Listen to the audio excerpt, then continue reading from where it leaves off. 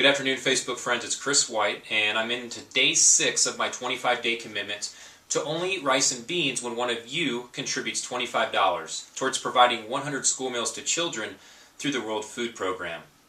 If you saw my video yesterday, then you know the story of how I ran out of food. As you know, I only eat when someone contributes $25 to the children, and yesterday nobody had done so. You also know of the frustration and the panic I was wrestling with. What you don't know is the story before the story and the story since. It's what I want to briefly share with you now. You see, Thursday night I was hanging out with my fight club. It's basically a group of 6 guys who meets every Thursday night. We've decided to do life together and to fight for one another's hearts together. During our time, I was sharing my frustration and panic with my guys. In doing so, Jay Stender shared this verse with me from Isaiah 40. Do you not know? Have you not heard? The Lord is the everlasting God, the creator of the ends of the earth. He will not grow tired or weary, and his understanding no one can fathom. He gives strength to the weary and increases the power of the weak. Even youths grow tired and weary, and young men stumble and fall. But those who hope in the Lord will renew their strength. They will soar on wings like eagles. They will run and not grow weary. They will walk and not be faint. Zach Ferry then turned to me and shared this verse from Romans, where Paul is talking to the Romans, and Paul says this, Therefore I urge you, brothers and sisters, in view of God's mercy, to offer your bodies as a living sacrifice, holy and pleasing to God. This is your true and proper worship. Do not conform to the pattern of this world, but be transformed by the renewing of your mind. Then you will be able to test and approve what God's will is, His good, pleasing, and perfect will. In the midst of those 2 thoughts from my guys, I was challenged with this question on a very deep level. As a man who professes Jesus as my Lord and Savior, how much hope have I really placed in Him? I mean, if my faith is real, if my hope is real, then how can there be panic and frustration? So there I was wrestling with panic and frustration yesterday as my hunger pains were quietly growing.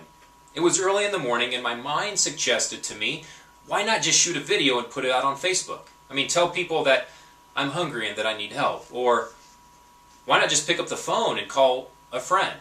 Just one friend and tell them I'm hungry and I need help. You know why? Because I've grown up my entire life believing that asking for help is a sign of weakness. Being strong is my role as a man, not being weak. I lived in an Afghan village for 12 months. I carried an M16 over my shoulder every day and a 9mm strapped to my hip every single day. That was a sign of strength. Showing weakness in Afghanistan was a way to get killed, and so I projected strength. So there I was yesterday wrestling with this same dilemma. If I choose to show weakness and ask for help, what if people think I'm being self-righteous? Or, even worse, what if nobody responds, forcing me to face rejection? To believe I'm not worthy of at least one person providing me a meal. But then again, if I chose to show strength, I would be choosing to go hungry.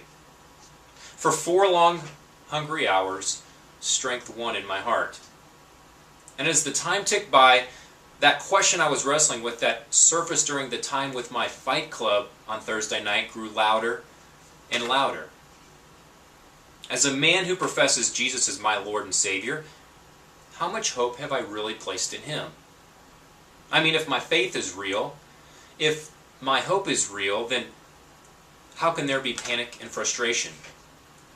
Is Jesus not powerful enough to provide for me my daily bread? I'd like to sit here and tell you it was my faith that kicked in yesterday and caused me to shoot that video asking for help. But I'd be lying to you. It wasn't that at all, but rather just the fact that I was too hungry to be strong anymore. Weakness had claimed victory over me. So I shot my video and I posted it to Facebook. That's when Luciana Campanella and Chris Schaefersman and Kat Horton and Robin Black and Patty Bryan and Tyler Forstek and Jay Stender and Jen Sanders and James Alshawetti and Ben Klecker and Sandy Navis and Maggie Hodge stepped into my story. Thank you to all of you. In fact, Robin sent me this message that reads in part, "We all want God to provide for us, but we resent having to show any sign of weakness, any sign of need in front of others. We're supposed to be strong and self-sufficient," Robin wrote, "and not have any needs in the first place, but then we want God to meet all our needs, not others. God will provide all your needs," Robin wrote, "but He will also probably send people to do it. But they cannot meet your needs if you refuse to show weakness by admitting what those needs are." Thanks for that message, Robin. So on this day, at least for now, I live in strength, knowing that I have enough meals to last me through breakfast tomorrow. I want to soar on wings like eagles. I want to run and not grow weary. I want to walk and not be faint. I want to be transformed by the renewing of my mind. I want to not conform to the pattern of this world. I want to place real and authentic and complete hope in Jesus, the man I call my Savior. If you're still watching this video, then thank you. If you were someone who answered my call for help yesterday, thank you. May God bless you with the strength to live with joy and with hope in your moments of weakness.